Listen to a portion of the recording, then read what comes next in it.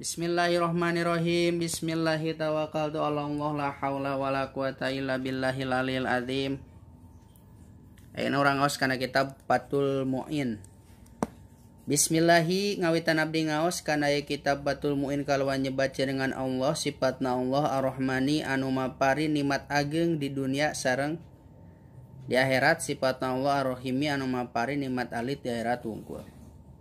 Alhamdu ari sadaya puji lillahi eta tetep kagungan Allah Al-Fatihi anu mukakeun rahmatna, Al-Jawadi tur anu maha bageuran, Al-Mu'ini tur anu maha nulungan, Alat tapakuhi ka jalma anu narema ngarti fid dini dina agama.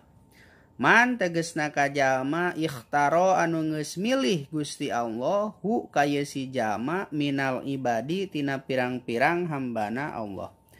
Wa syahadu jeung nyaksi kaulaan kana saanyana tingkah jeung kalakuan la ilaha eta henteu aya di pangeran anu wajib diibadahan illallahu angin Gusti Allah, syahadatan kalawan syahadat. Tudkhilna anu bakal ngasupkeun Gusti Allah na ka urang sadaya darul khuludi kana tempat kalanggengan.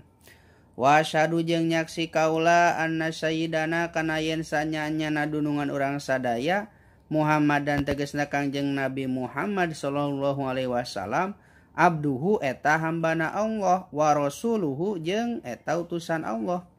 Sohibul makomi anu ngagaduhan tempat al-mahmudi anu dipuji. Sholla muga-muga maparinan rahmat saha Allah Gusti Allah wasallama sareng muga-muga maparinan kasalamatan Gusti Allah alaihi ka Kangjeng Nabi Muhammad sallallahu alaihi wasallam wa ala alihi sareng ka keluargana Kangjeng Nabi wa ashabi sareng ka pirang-pirang sahabatna Kangjeng Nabi. Sholatan wassalaman kalawan salat kalawan salawat sareng salam. Apuzu anu bagja kaula bihima ku ye sholawat salam yaumal mi'adi dina poe kiamah. Wa badu jeung dina saparantosna maca bismillah alhamdulillah sholawat sinareng salam. Pada tahari ieu syarhun eta hiji sarah mupidun anu mere paedah ala kitabil musamma kana kitab anu diaranan biquratil aini bi muhimmati dini kana ngaran kitab quratil ain muhimmati dini.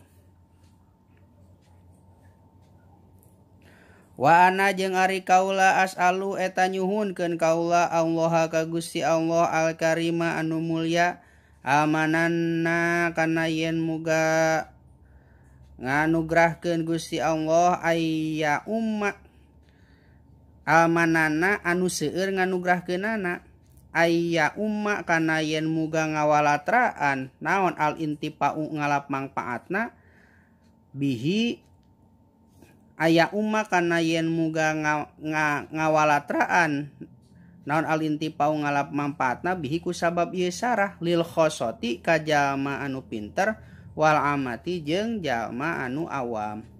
Minal ikhwani tina buktina pirang-pirang dulur wa ayaskuna sareng muga-muga nempatkeun Gusti Allah ni ka kaula ceuk musannif bihi ku sabab ieu sarah al-firdausa kana surga firdaus bidaril amani dina tempatna di surga.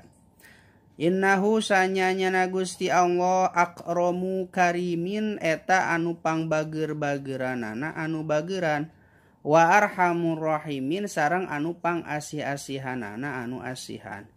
Bismillahirrahmanirrahim wallahu a'lam bissawab.